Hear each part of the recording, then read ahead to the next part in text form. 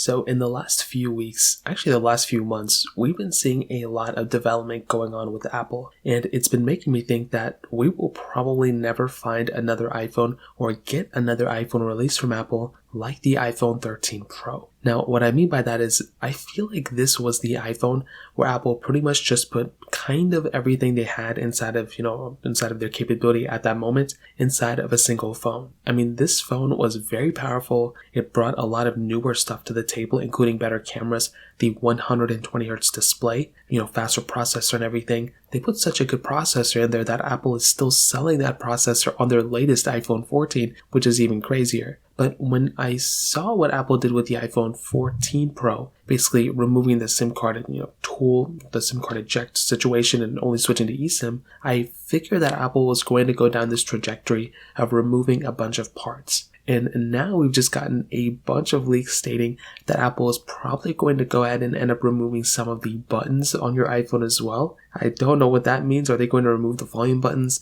Are they going to remove the silent on-off switch? Are they going to remove the power button? I really don't know where Apple's going to go down in this direction. But right now, Apple is in the business, almost it seems like, of removing parts from our devices. And I think it's only a matter of time before they remove the charging cable within their devices as well. And we're going to be stuck in a situation where an iPhone from, 3 years ago not only had more capability, but also had more buttons and more parts than the newest iPhone. So I say that to say when I look at the iPhone 13 Pro, that iPhone that I'm still using to this day still is a very capable phone that is still intact with all of the parts almost from the original iPhone. And we still have the power button, the volume up down button, the SIM card, situation. We still have everything like that. Of course, we kind of removed the, headphone jack and removed some other parts, but that is a more capable phone. And this iPhone didn't really take like a massive leaps in the body standpoint that it just removed things that, we still talk about. I still hear people talking about the SIM card,